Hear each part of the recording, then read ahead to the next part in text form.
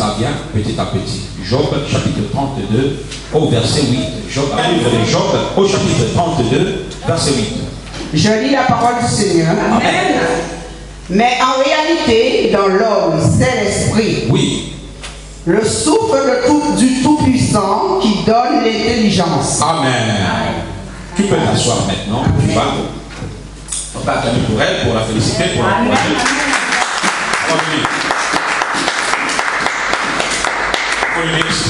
Ça va arriver. Ça va venir. Encore une fois. Quand on aime le Seigneur, on est sérieux, on est déterminé, on arrive toujours. Tu vois mon sauveur aujourd'hui qui carbure dans la modération, comment il a commencé. Elle tremblait. Amen. Là, je peux être fier. Au moins, je forme mes enfants en moi.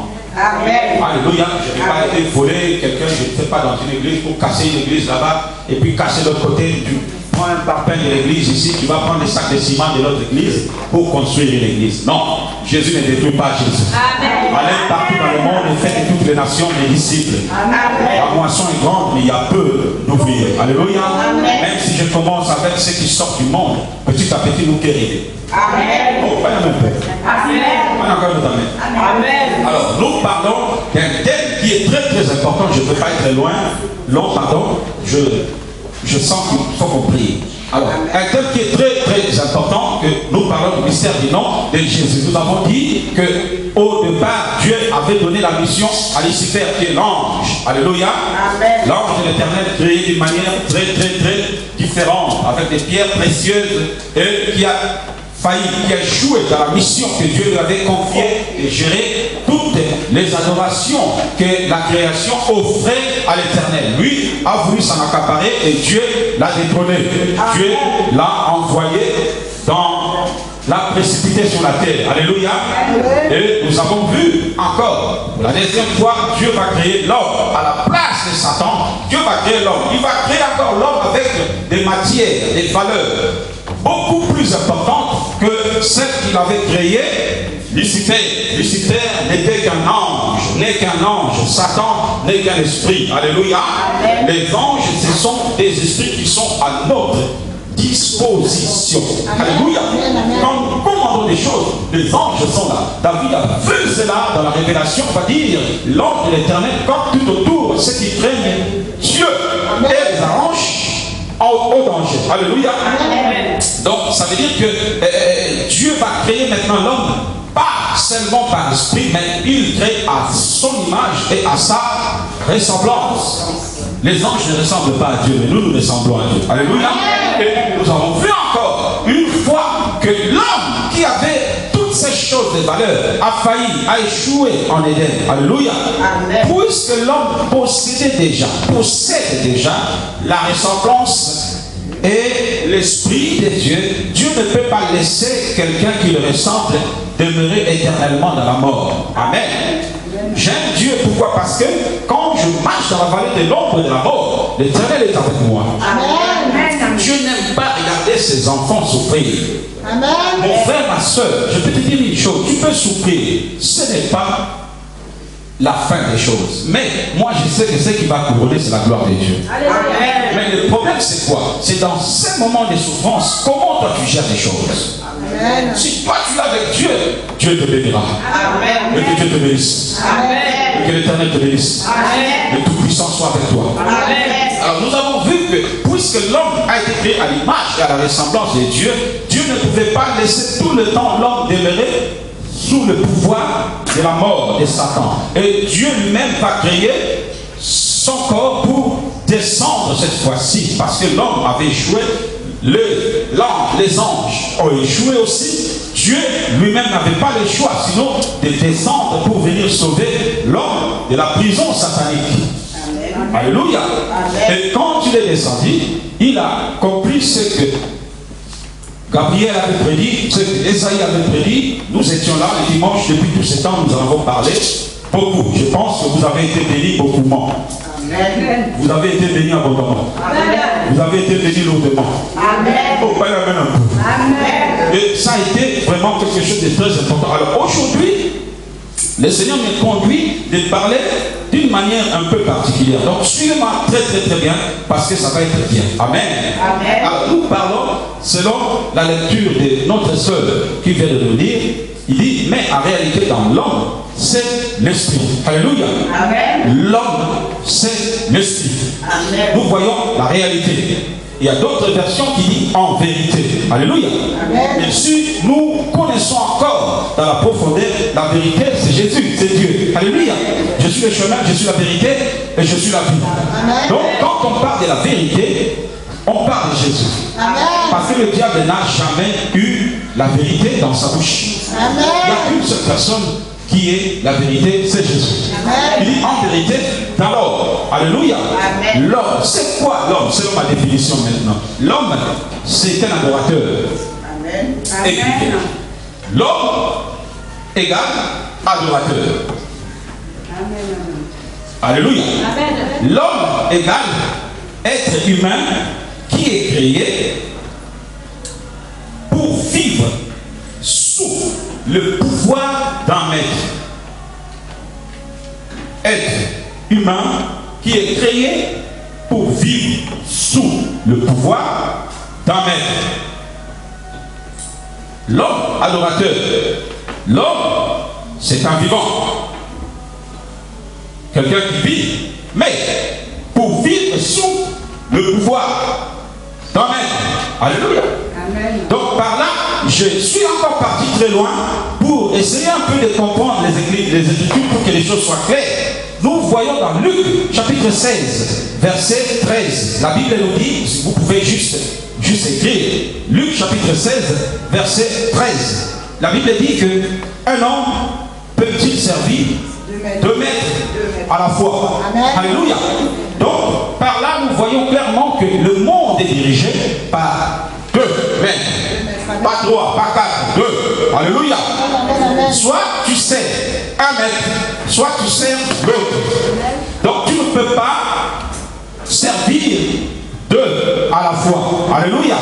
Non, ça n'existe pas. Voilà pourquoi je m'en vais interpeller quelqu'un pour lui dire que soit tu es de Dieu, soit tu ne l'es pas. Amen. Est-ce que quelqu'un est en train de comprendre? Amen. On ne peut pas avoir un pied, aller consulter le marabout et un pied dans la Bible. Non. Amen. Ou soit, tu vas au marabout, ne t'inquiète pas, l'église ne mourra pas parce que toi tu n'es pas là. Non. Si toi tu ne veux pas adorer Dieu, Dieu est capable de susciter même des pieds pour l'adorer. Parce qu'il est vivant. Amen. Vous voyez, même toute la terre refuse d'adorer Dieu. Dieu est capable d'étonner et de confondre les hommes qui vivent sur la terre. Alléluia. Amen. Donc, ça veut dire que soit tu sers Dieu, soit tu ne le sais pas. Il n'y a pas un point et l'autre point encore. Non, soit tu es dans un côté, soit tu es dans un autre côté. Quelqu'un peut dire, je servirai Dieu. Je servirai Dieu pour toute ma vie. Je servirai Dieu pour toute ma vie. Je servirai Dieu pour toute ma vie. L'homme, c'est un adorateur. Jean chapitre 4. Alléluia. Le Père a besoin de vrais adorateurs. Amen. Les adorateurs qui l'adorent en esprit et en vérité. Donc dans la vie de l'homme, il y a le mot adoration qui le suit de partout. Soit tu adores Dieu, soit tu adores Satan. Donc quand on parle de deux maîtres, on parle de Dieu et de Satan. N'aime pas Satan. Quelqu'un peut dire j'aime pas Satan. Encore une fois. Encore une fois. Encore une fois. Encore une fois. Comment maintenant reconnaître ou connaître que cet homme sert Dieu ou cet homme ne le sert pas? Puisque nous avons dit deux maîtres. Alléluia. Suivez-moi très bien. Comment connaître? Comment savoir si cette personne sert Dieu ou cette personne-là sert Satan? Parce que le monde est sous le pouvoir de deux maîtres, deux camps qui se combattent jour et nuit. Mais nous sommes plus que vainqueurs. Amen. Et nous sommes plus que vainqueurs. Amen. Nous sommes plus que vainqueurs. Amen. Nous sommes plus que vainqueurs. Amen. Je vais donner juste quelques exemples, alléluia, pour comprendre que cet homme sert Dieu ou cet homme est du diable, le langage.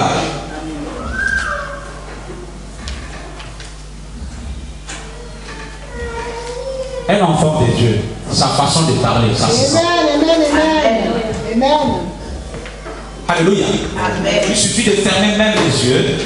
Tu entends la personne parler, tu comprendras avec l'esprit de discernement que ça, c'est une fille du Seigneur. Amen. Et d'ailleurs, Pierre a été reconnu par sa façon de parler. Donc, le langage d'un enfant de Dieu, c'est diffère toujours au langage des païens. Amen. Vous savez, les enfants de Dieu, nous avons nos codes, nous avons notre façon de parler dont on se reconnaît facilement. Amen. Quelqu'un qui prie, même si on ne te le dit pas, il suffit de l'entendre prier, tu vas voir que même ses paroles sont beaucoup plus sous les bases des versets bibliques. Amen. Là, on comprend que cet homme, il est de notre côté.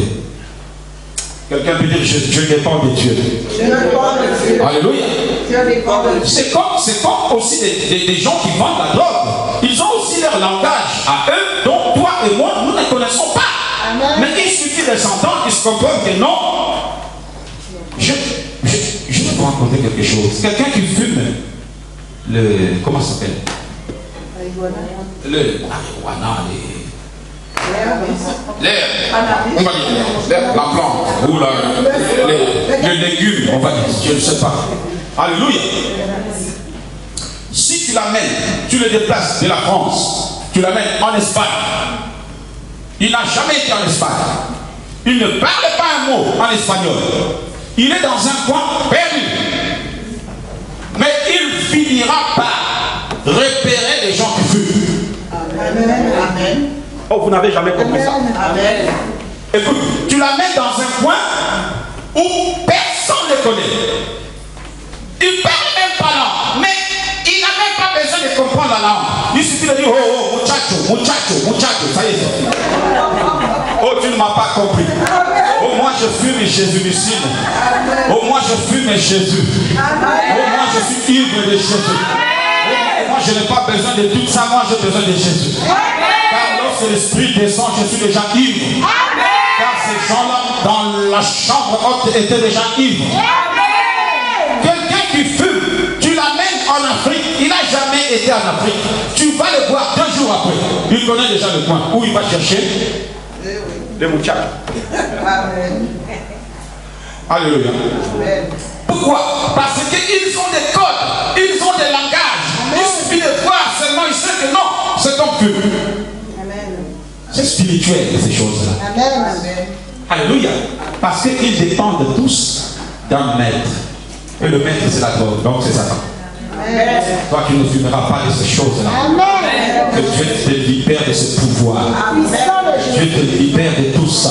Puissant de Jésus. Deuxième point, l'accoutrement. L'accoutrement. Aïe, on n'a plus de temps. De toute façon, c'est un enseignement, ça viendra. Je peux m'habiller en basket, en jean. Mon jean sera différent par rapport au jean de Wewesh. Et pourtant, on a acheté dans le même magasin. Tu vas voir que mes yeux vont aller sur des styles de vêtements dont lui, si tu lui donnes, il dit c'est pour les dames. Alléluia. Comment se reconnaît que cette femme c'est une prostituée? Sa façon de s'habiller. Même si elle ne l'est pas, mais la façon de s'habiller comme on va la qualifier aussi comme. Amen. Quand quelqu'un vient à l'église, on a notre façon de s'habiller. Amen. Même si toi tu ne le sens pas, tu ne le sais pas, parce que c'est dans toi. Mais les gens qui ne sont pas de l'église comprennent facilement que toi tu t'habilles comme des chrétiens. Amen. Vous savez, en Antioche, on a repéré les chrétiens comment? Par leur façon d'être. Alléluia. On a dit ça, c'est les chrétiens. Amen. Notre femme, regardez, là il fait chaud, je suis en chemise jusque là. Je pouvais me mettre aussi avec les poils comme ça dans la torse et tout ça. Non. Alléluia. Regardez comment vous êtes habillés. D'une manière respectueuse. Pourquoi? Parce que nous sommes chrétiens.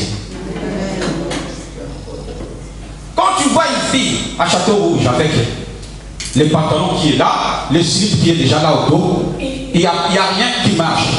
On sait que ça, elle ne va pas à l'église. Alléluia. Mais quand tu vois une soeur en train d'arriver, Dieu est bon, tu sens que ça, elle fait partie de notre camp. Voyez, l'habillement compte aussi. Ces choses-là comptent. Si toi tu t'habilles comme ces gens, ils vont dire, mais et toi qui pries, tu t'habilles aussi comme ça. Oh, est-ce que vous êtes là? L'habillement, l'accoutrement est très très important. Amen. Nous on s'habille comme le Seigneur. Amen. On va aller très vite parce qu'il n'y a plus de temps. Aïe, aïe, aïe, aïe. Alors, troisième point, les comportements face aux périodes de la vie. Les comportements face aux différentes périodes de la vie. Parce que dans la vie, il y a des hauts. Dans la vie, il y a des bas. Quelqu'un qui prie, un enfant de Dieu, même s'il est dans ses bas, même dans ses plus bas, tu entendras les louanges de l'Éternel. Amen. Tu entendras glorifier Dieu. Amen. La Bible dit dans tout cela, Job n'a pas abandonné son Dieu. Amen. Alléluia. Amen. Mais quelqu'un qui ne prie pas, quand seulement les bas commencent, tu vas voir le marabout tout de suite. C'est ça. Nous aussi, nous traversons des bas. Pourquoi nous n'allons pas voir les marabouts? Parce que nous savons que là-bas, c'est la mort. Amen. Alléluia. Amen. Alors, nous allons avancer un peu vite. Et les actes aussi. Les actes que nous posons, c'est différent. Alléluia. Amen. Les veuves ou les actes, ça c'est différent. Un chrétien a toujours de bonnes œuvres. Amen. Amen.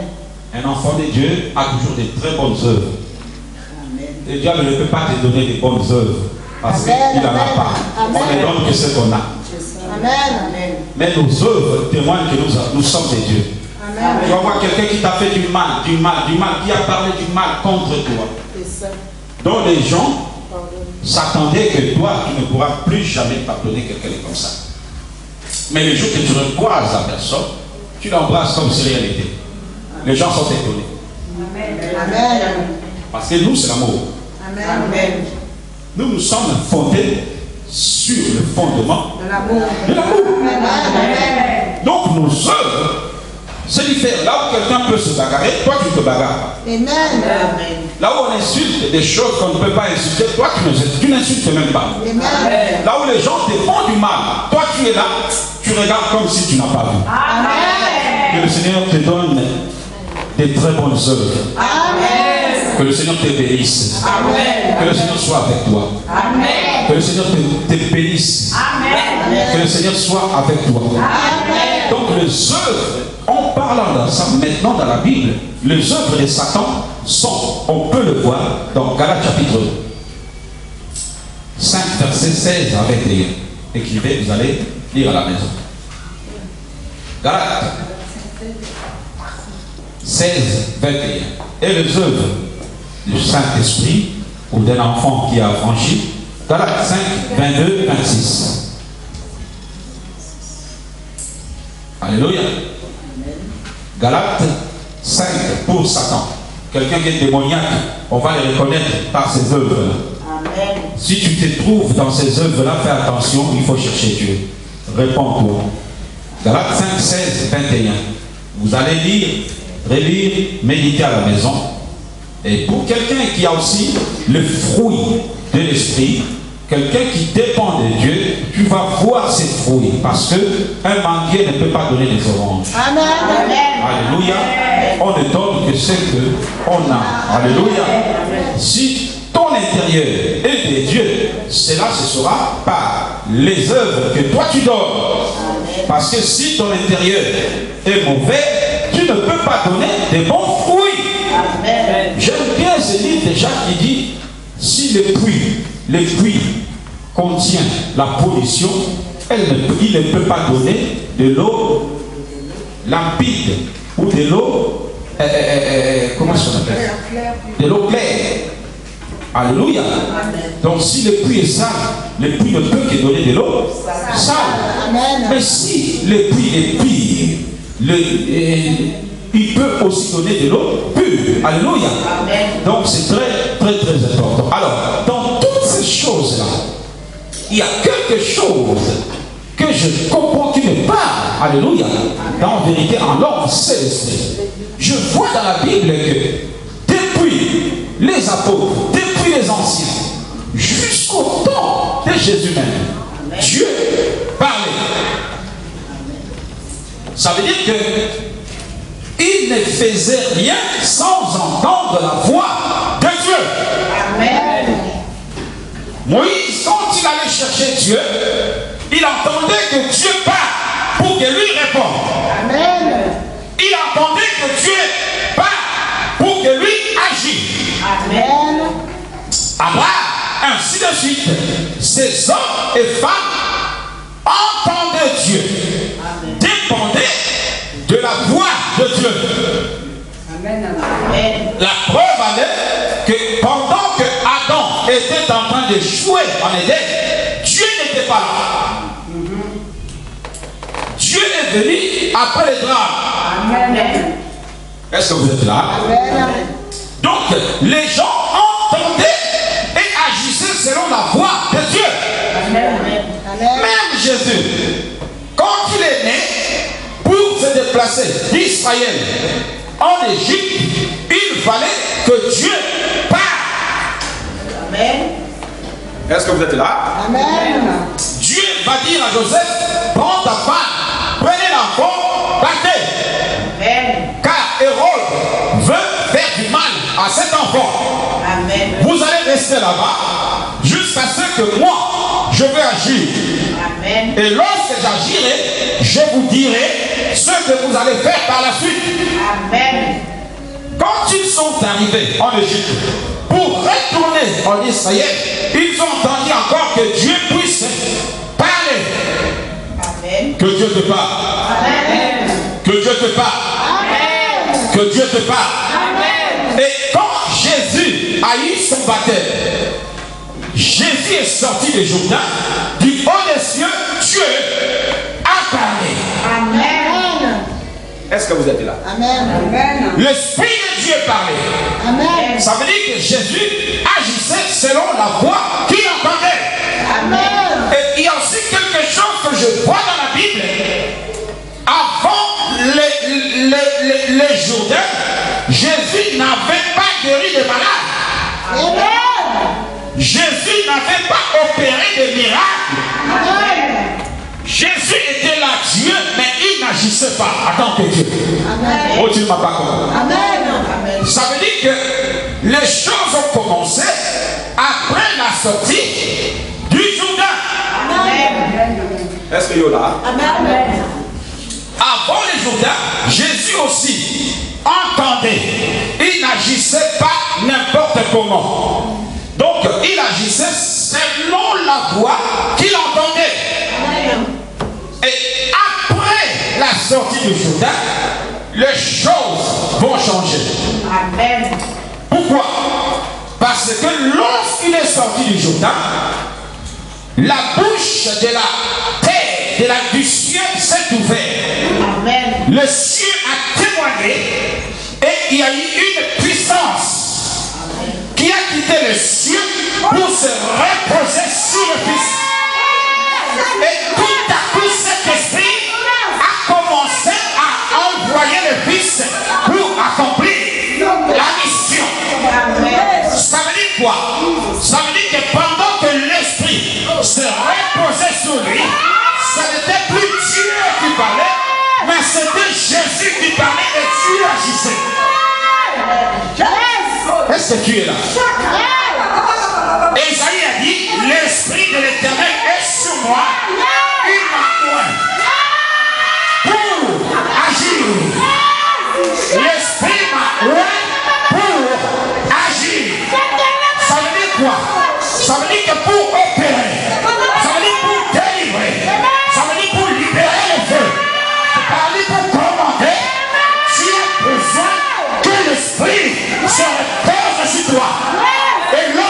Saint-Esprit se repose sur toi, Dieu n'a plus besoin de parler. Parce que son esprit est sur toi. Et lorsque toi tu parles, ce n'est plus toi qui parles, mais c'est Dieu qui parle en toi. Est-ce que je suis en train de libérer cette parole à quelqu'un? Donc pendant que Jésus parlait, Dieu parlait en Fils. Pendant que toi tu parles, c'est Dieu qui parle en toi. Si je vis, ce n'est plus moi qui vis, mais c'est l'Esprit.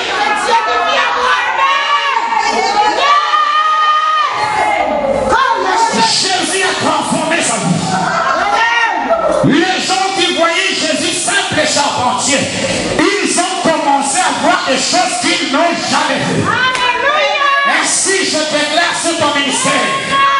Je dis à cause de l'Esprit qui est sur toi. Les gens vont. La puissance du Saint-Esprit.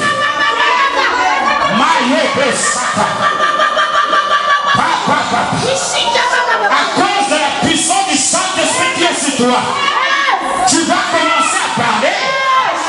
Dieu sera obligé d'agir. Parce que tu ne parles pas selon toi, mais tu parles parce que son esprit est sur toi. Son esprit est sur ta bouche. Son esprit est lié à ton esprit. Luc chapitre 10, verset 19. Voici, je vous ai donné le pouvoir dans la pensée céleste, dans la pensée réelle. Ça veut dire, voici, je vous ai donné mon esprit. Quelqu'un n'est pas là. Je vous ai donné mon esprit. Car son esprit n'est pas un esprit de timidité, mais c'est un esprit de force. Si tu as le Saint-Esprit de Dieu, tu es capable d'opérer des choses qui vont dépasser ton verset. Le Saint-Esprit. Les gens qui ont vu Jésus naître et grandir, ils n'ont plus compris cet enfant. Depuis que les prophètes ont existé, nous n'avons pas vu. Nous n'avons pas vu. Nous n'avons pas vu. Pourquoi? Parce que ce jour-là, l'Esprit s'est reposé sur Jésus.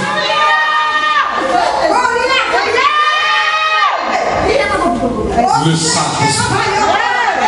Quand tu es impacté de la puissance,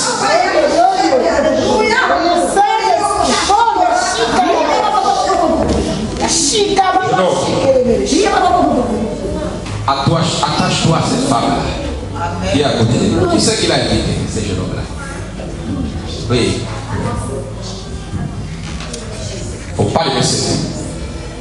Il faut toujours rester avec nous. Beaucoup l'écouter. Il faut que toi aussi, jeune homme, que tu écoutes cette femme qui est à tes côtés. Parce que, même si elle ne te donne pas de l'argent, mais elle te donnera des choses qui vont ouvrir ta vie. Amen. Des choses, même si tu ne vois pas s'accomplir aujourd'hui, demain, tu vas témoigner que Dieu est Dieu. Amen. Les gens qui ont vu Jésus naître, ils n'ont plus compris du tout. Ils avaient le témoignage de Jérémie. Ils avaient le témoignage d'Ésaïe. Ils avaient le témoignage de Michée. Mais lorsque l'Esprit est malade,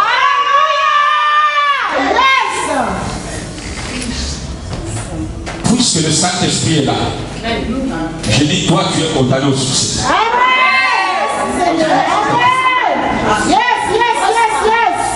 Quel que soit ce que tu traverses, tu es condamné au succès. Quel que soit ce que tu traverses, tu vaincras.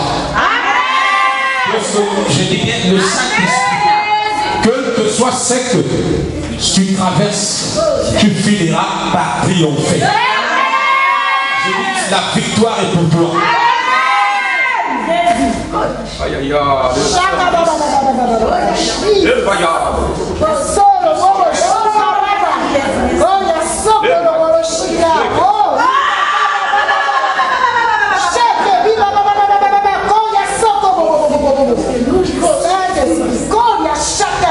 Et